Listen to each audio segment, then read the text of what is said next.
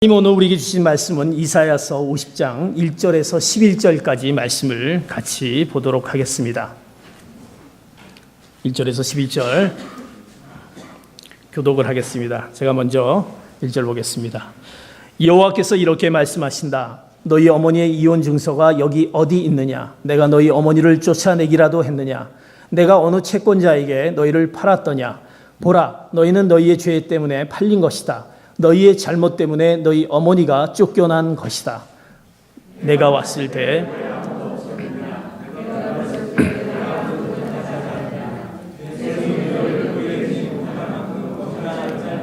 내가 너희를 구할 힘이 없겠느냐? 보라, 내가 꾸짖음으로 바다를 말려버리고 강을 방아로 바꿔버린다. 물고기들이 없어서 악취가 나고 내가 하늘을 어두움으로 옷 입히고 굵은 베옷으로 덮어버린다. 주 여호와께서 내게 가르치는 혀를 주시고 어떻게 하면 지친 사람을 말로 되살릴 수 있는지 알게 하신다. 아침마다 내 귀를 깨우셔서 마치 제자를 대하듯 주 여호와께서 내 귀를 열어주시니 나는 배반하지도 않았고 등을 돌려 가버리지도 않았다. 나는 나를 사람들에게 내 등을 내주었고 내 수염을 뽑는 사람들에게 내 뺨을 주었다. 조롱하고 침을 뱉는데도 주 여호와께서 나를 도와주시니 조금도 자존심이 상하지 않았다. 도리어 나는 내 얼굴을 부싯돌처럼 만들었다. 따라서 내가 부끄러움을 당하지 않을 것을 안다. 나를 의롭다고 하신 이가 가까이 계시는데 누가 나를 고소하겠는가? 그가 함께 법정에 누가 나를 상대할 네가 보라, 주 여호와께서 나를 도우시는데 누가 감히 나를 두고 죄가 있다 하느냐? 그들은 모두 옷처럼 낡아져서 좀에게 먹힐 것이다. 너희 가운데 여호와를 두려워하고 그분의 종의 목소리에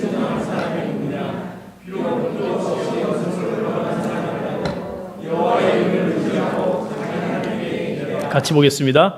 보라, 너희가 모두 불을 붙여 횃불을 들고 불빛을 비추면서 다녀보라. 그 횃불에 너희가 탈 것이다. 이것은 내가 손수 너희에게 한 것이고 너희는 괴로워서 누워 뒹굴게 될 것이다. 아멘. 우리는 세상을 살아가면서 문제 속에 살아가는 것을 볼 수가 있습니다. 문제가 모두에게 다 있는 것 같습니다. 여러분들 혹시가 문제가 없다라고 생각하는 사람이 있습니까? 나는 문제가 없는데 왜 목사님이 저렇게 말씀하실까? 라고 생각하는 사람도 문제일 것입니다. 문제를 모르는 것이 문제인 것이죠. 우리는 문제 속에 살아가는 것을 볼 수가 있습니다. 그러면서 문제가 있을 때마다 그 문제를 어떻게 우리가 해결할까? 그 문제를 어떻게 우리가 그것을 알까라는 거에 고민하게 됩니다. 그래서 문제의 원인이 뭘까라는 생각하고 그것을 해결하기 위해서 방법을 찾기도 하고 고민합니다. 그러면서 이것을 어떻게 할까라고 생각하는 것이 우리의 모습입니다.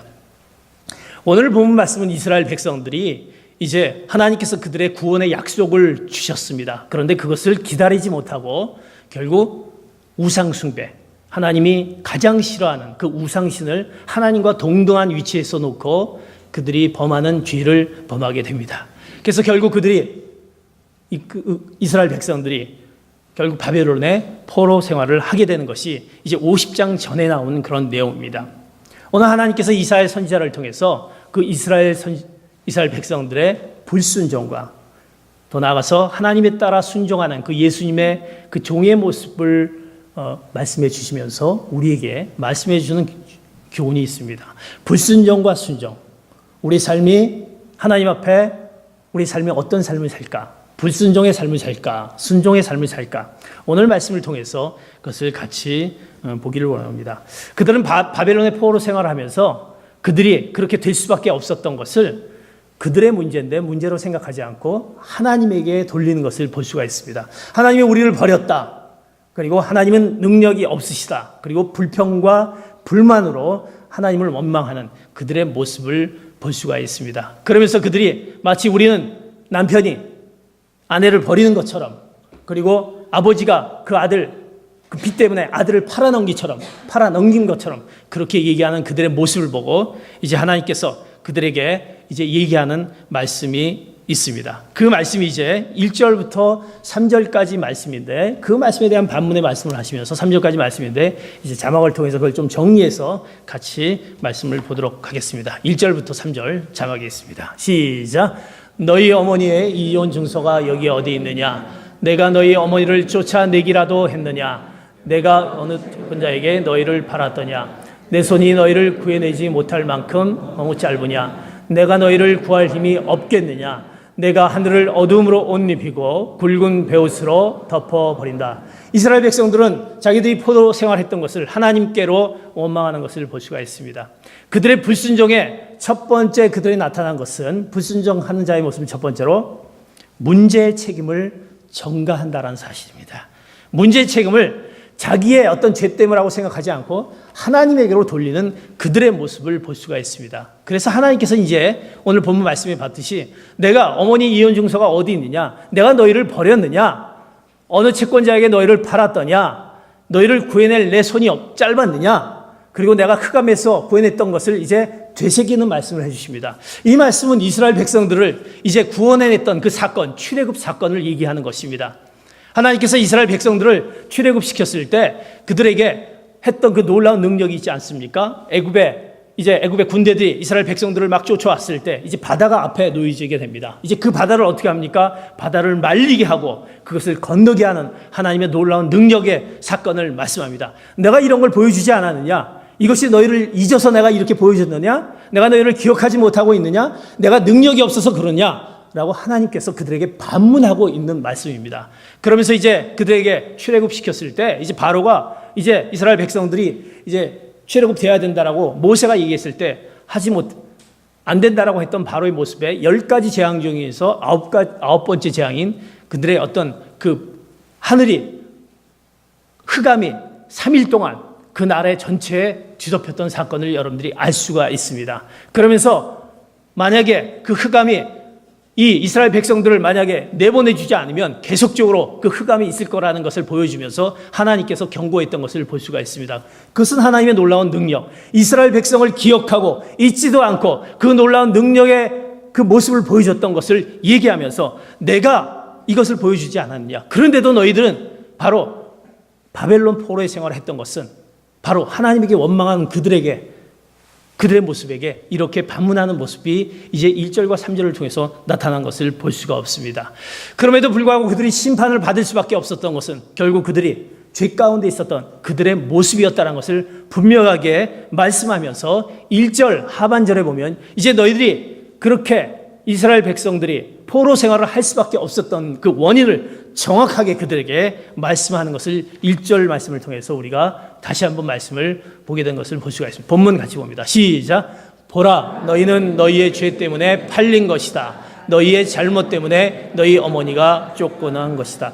그들의 죄로 인해서 결국은 너희가 죄 때문에 팔린 것이다. 너희의 잘못 때문에 너희 어머니가 쫓겨난 것이다. 그들의 죄로 말미암아 너희들이 포로 생활을 할 수밖에 없다는 것을 분명히 말씀하고 있습니다. 문제의 원인이 그들의 죄 때문에도 불구하고 그들이 그것을 하나님에게로 돌리는 그 남의 탓으로 책임을 전가하는 그들의 불순종하는 모습이 첫 번째 불순종하는 자의 모습의 형태에서 나오는 것입니다.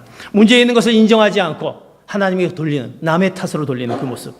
우리는 그런 어떤 남의 탓으로 돌리는 것들이 우리 안에 이미 내재되어 있는 것을 볼 수가 있습니다.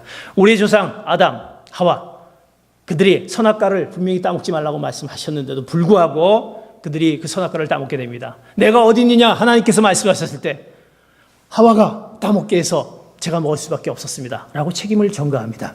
하와에게 말합니다. 네가 왜 이런 짓을 했느냐라고 했을 때 저는 그러고 싶지 않았는데 뱀이 시켜서 그랬습니다 라고 또 책임을 전가하는 것을 볼 수가 있습니다.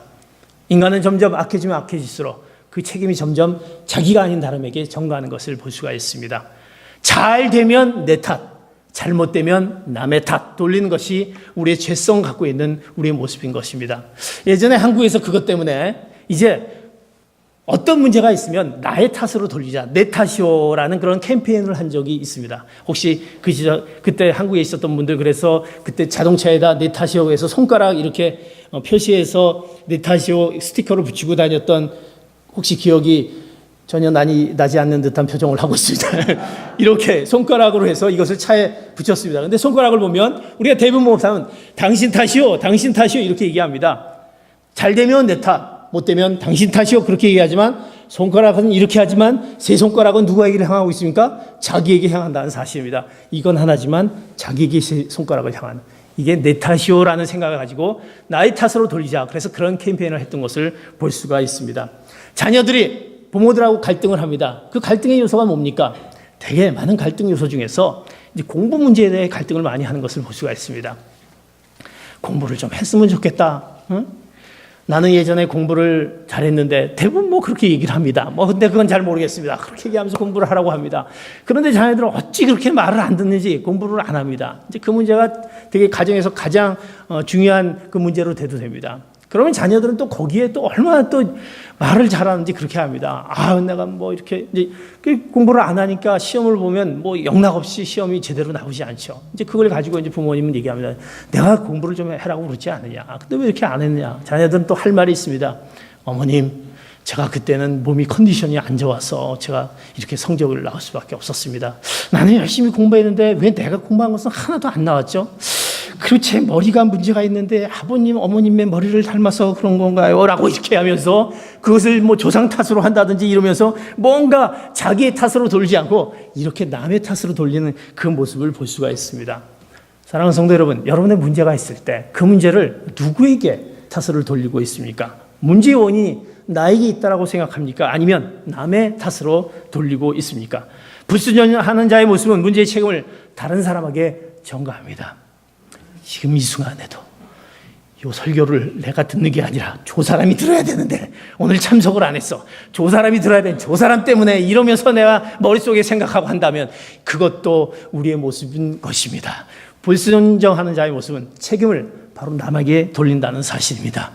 불순종하는 자의 모습, 내가 내 탓으로 돌리지 않고 책임을 돌리는 그의 모습, 그것이 있다라고 한다면 우리가 다시 하나님 앞에 내가 불순종하는 자의 모습이 있지 않나, 다시 한번 그것을 말씀 가운데 다시 한번 결단하는 여러분 되시기를 축복합니다. 불순종한 자의 모습은 책임을 남에게 전가한다는 사실입니다. 두 번째, 불순종하는 자는 이제 불러도 대답도 듣지도 않는다는 사실입니다. 오늘 본문 말씀 2절에 이제 그 말씀을 통해서 이제 불러도 대답도 듣지도 않습니다. 2절 같이 봅니다. 시작. 내가 왔을 때 왜 아무도 없었느냐? 내가 불렀을 때 왜 아무도 대답하지 않았느냐? 하나님께서 이제 이스라엘 백성들의 그 안타까움을 보고 이제 그들을 깨우치기 위해서 이제 찾습니다. 백성을 부릅니다. 그런데 하나님께서 부르셨는데 왔을 때 아무도 없었느냐? 내가 불렀을 때 왜 아무도 대답하지 않았느냐? 그들의 문제를 알고 하나님께서 찾습니다. 어디 있느냐? 내가 왔다라고 하지만 그들은 부르지만 대답하지 않습니다. 그들이 대답하지 않는 것도 결국 우리가 이사야서 65장 12절을 보면 그들이 멸망당하는 그 본문의 말씀이 나오는 것을 볼 수가 있습니다. 65절 15절에 이렇게 말씀합니다. 시작. 따라서 내가 너희의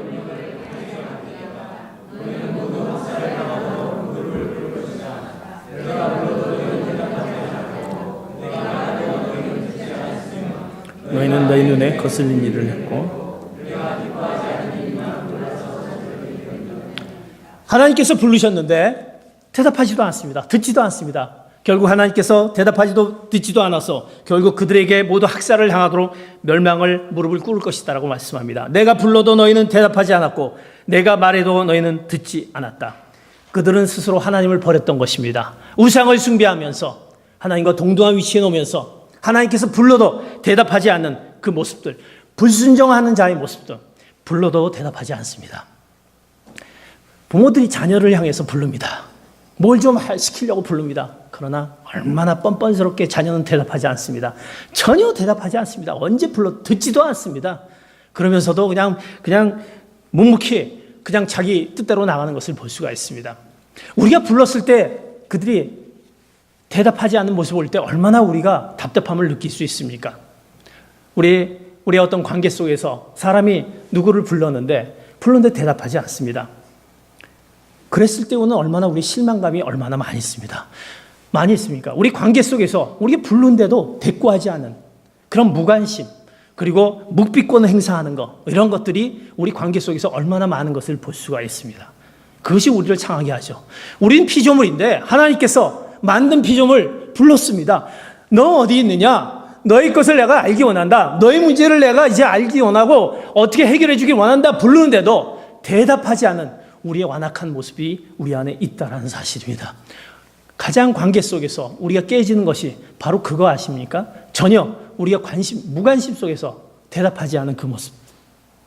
우리가 어저께 남성 수련회를 같이 가지면서 이제 그런 같이 프로그램을 했습니다. 관계 형성을 하는 것에 대해서 우리가 왜 실족하게 되는지, 실망하게 되는지, 우리가 또 남을 또 용서하지 못하고 힘들게 하고 또 오해하게 되고 그런 것들이 무엇이 있는지, 그러면서 우리가 관계 속에서 우리가 서로 그것을 같이 알기를 원합니다 라고 같이 그 시간을 가졌습니다. 서로 관계 속에서 서로를 알다 보니까 이제 모든 것들을 이해하게 됩니다. 그리고 또 그런 것들을 또 받아들이게 됩니다.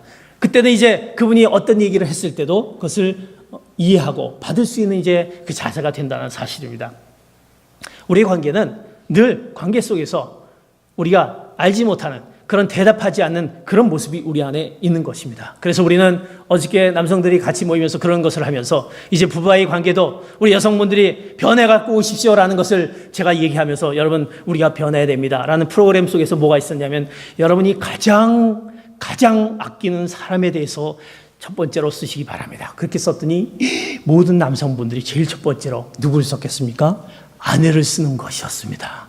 왜 그걸 썼는지 모르겠습니다. 아내를 쓰면서 그거를 다 첫 번째로 쓰는 것이었습니다. 그러면서 그분들이 내가 가장 사랑한, 가장 아끼는 아내의 그 이름을 그렇게 쓰면서 또 그분들이 이제 몰래 그 숲을 뒤지면서 거기에 있는 고사리들을 따기 시작하는 것이었습니다.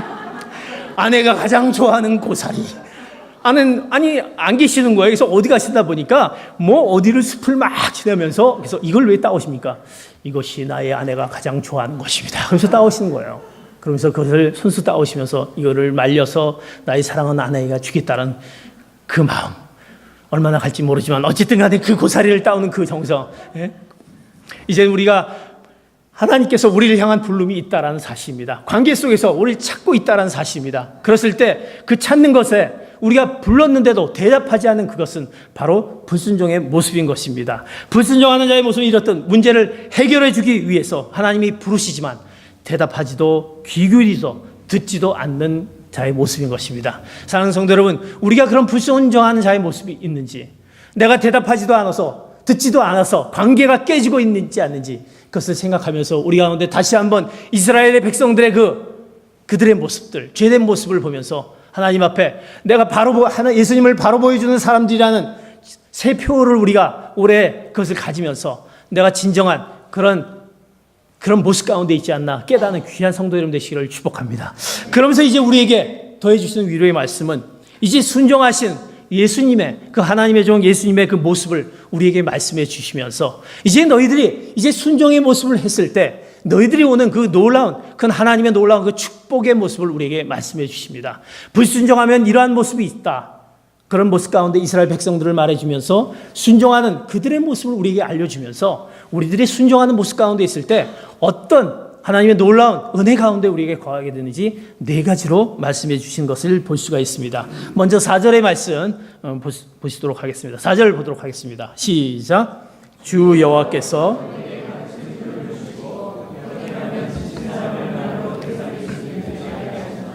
아침마다 내 귀를 깨워주셔서 마치 제자를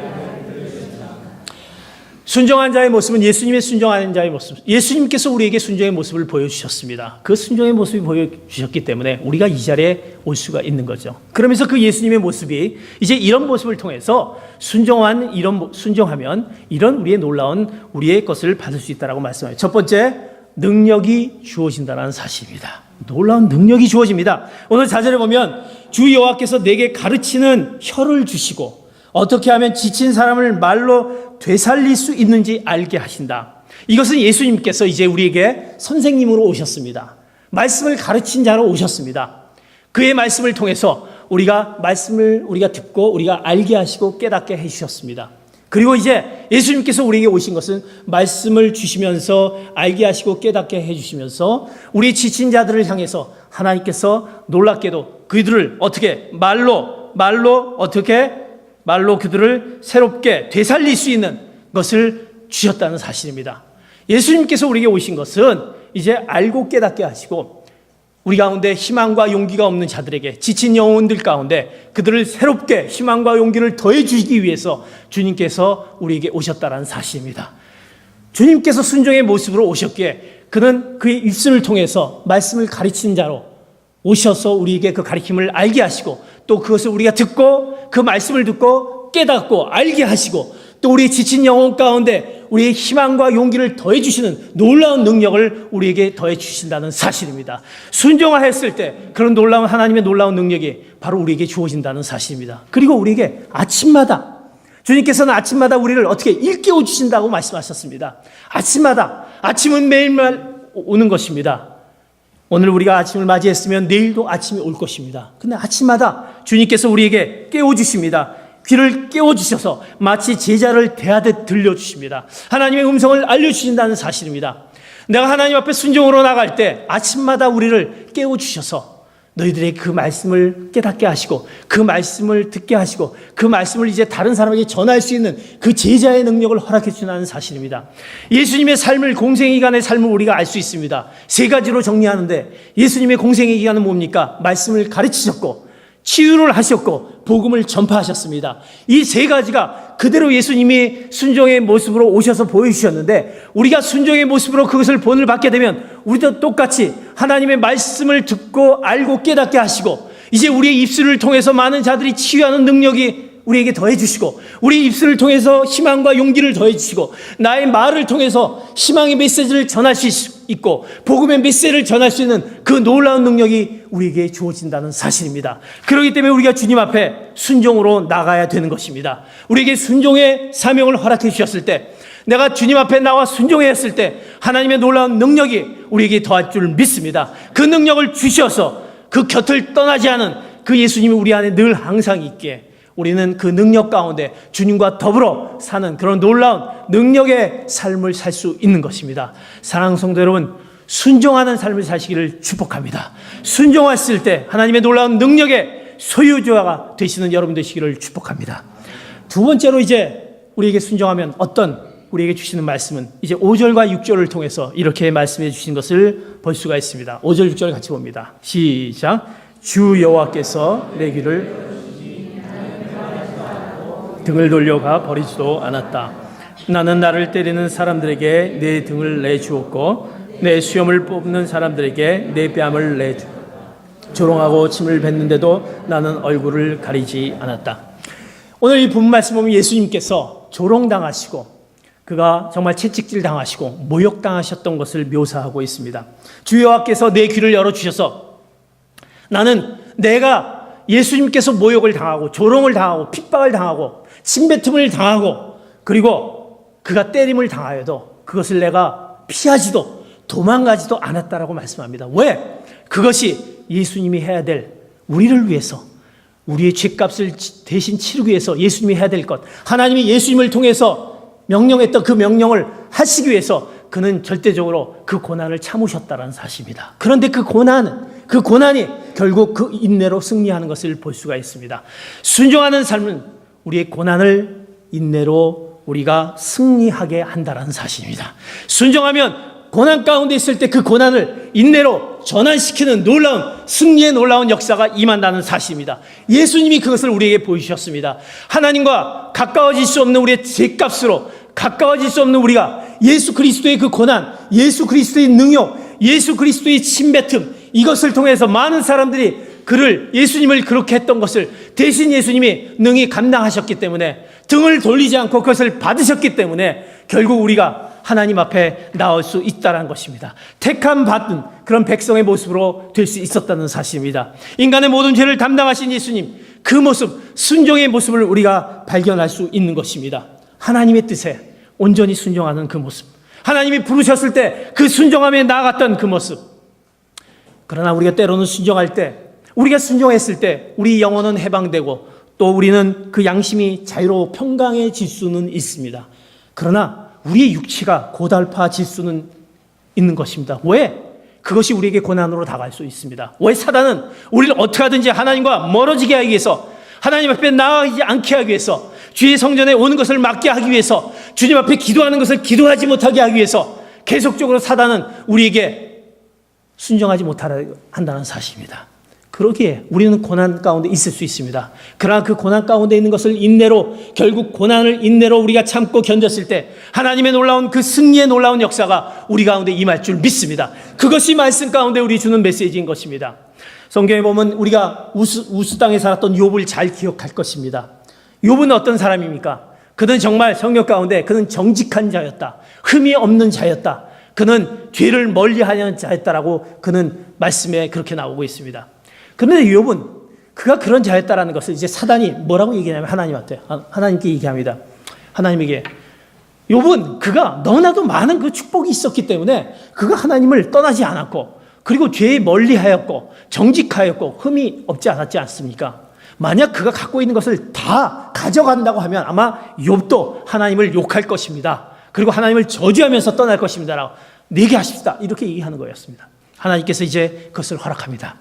이제 욥은 그가 얼마나 많은 재물이 있냐면 성경에 양이 7,000마리요, 낙타가 3,000마리, 소가 500쌍이요, 암나귀가 500마리, 그리고 많은 종들이 있고, 그리고 그의 아들, 딸들이 10명이나 되는 많은 자들이 있다라고 그렇게 표현하고 있습니다. 근데 이제 그런 것들을 다 걷어가게 하십니다. 그리고 결국 그 욥의 발바닥부터 머리끝까지 그가 악성 종기가 나서 너무나도 가려워서 막 기왓장으로 이렇게 긁어도 이 가려움이 도저히 없어지지 않을 정도로 그런 그의 어떤 몸에 병을 주게 합니다. 그러나 우리 성경의 욥은 어떻게 얘기합니까? 욥은 그것을 원망하지 않습니다. 그리고 절대 죄를 짓지 않습니다. 그래서 결국 그는 하나님에게 놀라운 축복을 받고 이제 사단이 이제 결국 이제 손을 내려놓게 됩니다. 그래서 결국 그는 하나님께서 내 종 욥이다라고 칭함을 받게 됩니다. 결국 그는 하나님의 놀라운 그 고난을 그 인내로 극복해서 하나님의 놀라운 2배의 큰 축복을 그에게 허락하고 그가 고난 후에 140년간 더 살 수 있는 하나님의 놀라운 축복과 아들 대를 4대까지 이르는 그런 놀라운 축복의 그 역사가 있는 것을 볼 수가 있습니다. 욥은 고난을 통해서 인내를 통해 승리의 축복으로 전하는 것을 볼 수가 있습니다. 하나님 앞에 순종으로 나갔을 때 우리 고난 가운데 있는 역경 가운데 있는 시련 가운데 있는 것들 인내함으로 나갔을 때 그것이 축복으로 바뀌어지는 하나님의 놀라운 순종의 역사가 있는 것을 볼 수가 있는 것입니다. 사랑하는 성도 여러분, 순종하며 나갈 때 우리의 닥치는 고난, 경제적인 어려움, 건강의 문제, 가정의 문제, 미래에 대한 보이지 않는 것들이 그 가운데 그것을 참고 나갔을 때 하나님의 놀라운 축복의 인내로 승리로 나갈 줄 믿습니다. 그러기에 주님 앞에 우리가 순종으로 나가는 것입니다. 지금은 보이지 않지만 하나님께서 분명히 우리를 통한 그 약속이 있기에 우리가 순종하며 주님 앞으로 나가는 것입니다. 그러기에 순종하는 여러분들의 삶이 되시기를 축복합니다. 순종할 때 고난은 인내로 우리가 승리한다는 사실입니다. 세 번째, 우리에게 주는 순종의 모습이 있을 때 우리가 어떻게 나갑니까? 7절과 9절을 통해서 이렇게 말씀해 주고 있습니다. 7절 9절 같이 봅니다. 시작. 주 여호와께서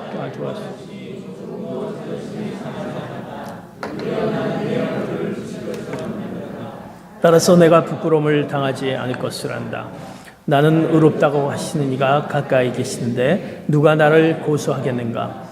우리와 함께 걱정해 가보자. 누가 나를 상대로 고소했느냐? 내게 가까이 와보라. 네, 세 번째 순종의 모습은 우리에게 믿음의 확신을 얻게 합니다. 믿음의 확신을 얻게 합니다. 우리 남성분들은 지금 굉장히 많이 졸리우실 거라고 생각합니다. 그래서 제가 어저께 그렇게 얘기했습니다. 여기 와서도 조셔도 괜찮습니다. 제가 고민하지 마시고 그냥 오셔서 그냥 아멘 하면서 졸면 되겠습니다. 제가 그렇게 얘기했습니다. 그러니까 혹시 그 아내분들이 우리 남편이 좋은데 목사님이 이렇게 설교 말씀하시는데 졸아서 어떡하나 걱정하지 마시고 제가 인정했기 때문에 마음 놓고 편안하게 조시기를 축복합니다. 그런데 그 좋은 것 때문에 아내분들도 덩달아서 조시면 아니 되옵니다. 왜냐하면 되게 옆에 분이 조시면 그냥 따라 졸게 되는 그게 있거든요. 그렇지만 그거는 아니 되옵니다. 세 번째로 우리 순종하는 모습은 오늘 말씀해 주셨듯이 믿음의 확신을 얻게 합니다. 주 여호와께서 나를 도와주시니 이제 조금 더 자존심이 상하지 않는다라고 말씀합니다. 그리고 내 얼굴을 부싯돌처럼 만들었다. 하나님께서 나를 도와주시기 때문에 하나님이 옆에 계시기 때문에 나를 의롭다고 하시는 이게 계시기 때문에 나는 분명히 어떤 어려움이 와도 고난이 와도 나는 그것을 두렵지 않고 그 믿음의 확신이 있다는 사실입니다. 내가 어떤 것이 온다 할지라도 하나님이 내 곁에 계신다는 확신, 그 믿음이 있기 때문에, 그 믿음의 확신이 있기 때문에 내가 하나님 앞에 나갈 수 있는 그 믿음의 확신을 얻는 것을 볼 수가 있습니다. 순종하는 자만이 그 믿음 가운데 확신을 얻는 것입니다. 우리는 그런 얘기를 합니다. 제가 순종하지 못하는 거 아직도 제가 믿음이 연약해서 그렇습니다. 그렇게 얘기를 합니다. 사랑하는 성도 여러분, 우리가 믿음이라는 것이 무엇입니까? 순종이라는 것이 무엇입니까? 어떤 인디언 마을의 그 방언에 믿음과 순종을 같이 이렇게 동일한 것으로 놓는 것을 볼 수가 있습니다. 믿음은 순종과 같다. 믿음이 있을 때 순종할 수 있습니다. 순종할 때 믿음을 얻게 되는 것입니다. 사랑하는 성도 여러분, 내가 왜 믿음이 없는지, 내가 왜 순종하지 않는지, 제가 좀 믿음이 있으면 그때 순종할 것 같습니다. 순종하지 않는데 어떻게 믿음이 생길 수 있겠습니까? 순종하면 믿음이 생기는데 내가 아직은 좀 어려서, 아직은 내가 말씀을 이렇게 참 알아듣기가 잘 못해서 이제 믿음이 다 되면 그때 순종하겠죠. 아닙니다. 순종하시면 그 놀라운 믿음이 생길 줄 믿습니다. 내가 믿음이 약하다고 한다면 순종하시기 바랍니다. 순종하면 하나님의 놀라운 믿음을 우리에게 더해줘서 정말 내가 능치 못한 하나님의 놀라운 능력의 역사가 여러분 가운데 임할 줄을 믿습니다. 가끔 제가 이제 선교사님들한테 이제 그런 얘기를 하게 됩니다. 선교사님들이 정말 편하게 또 목회하실 수도 있고 그 놀라운 능력을 발휘할 수 있는데 그런 오지를 막 이렇게 선교사님들 가십니다. 또 단기 선교를 이제 저희들이 여름에 이제 단기 선교를 막 하면 아주 힘든데 가게 됩니다. 단기 선교 가는 게 사실 저희들이 가서 좋은 것을 하는 것이 아니라 그곳에서 정말 그들에게 복음을 전파하기 위해서 가니까 많은 어려움들이 있습니다. 그래서 단기 선교를 이제 가자고 이렇게 저희들이 이제 모집을 합니다. 그러면 선교 모집하면 또 어떤 분들은 자기 사업을 다 이렇게 접고 가셔야 됩니다. 그러면 이해가 잘 안 되죠. 아니, 그 사업을 접고 어떻게 가면 어떻게 살려고 합니까? 이제 그렇게 이제 질문해요. 그러면 그분들은 그렇게 대답합니다. 제가 단기 선교를 갔다 와서 정말 하나님의 놀라운 능력을 체험하기 원합니다. 하나님의 역사가 나에게 나타나기 원합니다. 또 하나님의 그 놀라운 기적이 그 가운데 임하는 것을 내가 경험하기를 원합니다. 이제 그런 마음으로 간다고 그렇게 이제 얘기를 합니다. 그렇지만 단기 선교를 가면 그런 놀라운 역사만이 나타나는 것은 아닙니다. 놀라운 역사가 나타나지만 승리도 있지만 그러나 실패도 있다는 사실입니다. 어려움이 있다는 사실입니다. 그 가운데 예기치 못한 사건들이 일어납니다. 단기 선교를 갔다 오면 막 내가 비즈니스를 잘 이렇게 해놓고 갔는데도 그 일들이 잘 안 되는 거예요. 그것 때문에 도저히 갈 수가 없는 거예요. 그래서 그것 때문에 선교를 하는데 집에 들리는 소식은 무슨 일이 생기고 무슨 소리고 막 어려움도 있다는 사실이에요. 그러나 하나님께서 일단 내가 단기 선교를 가기로 그렇게 부르심을 받았을 때 그 부르심에 그분은 순종으로 나갔던 사실입니다. 그 순종으로 나갔던 것은 무엇입니까? 그 안에 믿음이 있다는 사실입니다. 믿음의 확신이 있기 때문에 그 선교 가운데 하나님의 놀라운 역사와 능력이 있기 때문에 그 부르심 앞에 다른 것 생각하지 않고 나갔을 때 그것 가운데 하나님의 놀라운 역사가 그것 가운데 임한다는 사실입니다. 그것은 승리인 것입니다. 실패가 아니다라는 사실입니다. 그 실패 가운데 놀라운 하나님의 역사가 그 이후에 어떻게 나타날지 모르기 때문에 그것은 우리의 책임이 아니라 하나님께서 그 실패 가운데 하나님의 놀라운 역사가 나타날 줄 믿는다는 사실입니다. 그렇기 때문에 우리가 선교로 나가는 것입니다. 그렇기 때문에 헌신해서 우리가 나가는 것입니다. 내 비즈니스를 뒤로 하고 선교로 가서 그들에게 복음을 전파한다는 사실입니다. 그렇지 않고서는 내가 단기 선교 10년, 20년이 돼도 한 번도 나갈 수 없다는 사실입니다. 하나님이 우리에게 부르셨다라는 것은 순종하라고 하는 것인데 그 순종은 바로 믿음의 확신이 있기 때문에 나가는 것입니다. 여러분 가운데 정말 그 순종하는 마음이 없다라고 한다면 주님 앞에 이제 내가 순종으로 나가겠습니다. 하나님, 내가 순종으로 나갔을 때 하나님의 놀라운 믿음의 역사로 그런 놀라운 일들이 나타날 줄 믿습니다라는 그런 믿음의 확신이 여러분에게 생길 줄 믿습니다. 그것은 내가 순종할 때만이 우리에게 이루어질 수 있는 것입니다. 하나님의 뜻을 가지며 분명한 것은 우리가 하나님께 순종하면 믿음을 얻게 된다는 것입니다. 그리고 믿음의 확신이 있는 자는 하나님께 순종하는 자다라는 것을 기억하시기 바랍니다. 하나님의 뜻에 순종하며 믿음의 확신을 얻는 귀한 성도 여러분 되시기를 축복합니다. 이제 우리가 순종하며 나갈 때 마지막으로 우리에게 주는 자는 하나님께서 우리에게 이제 마지막 10절 11절을 통해서 우리에게 이렇게 말씀합니다. 10절 11절 같이 말씀을 보겠습니다. 시작. 너희 가운데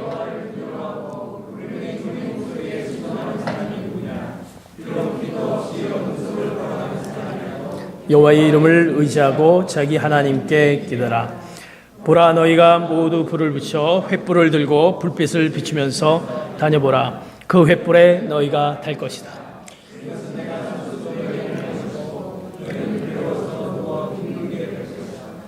하나님의 뜻에 순종하는 사람 마지막에 우리에게 말씀해 주십니다. 하나님을 의지하고 기대하게 됩니다.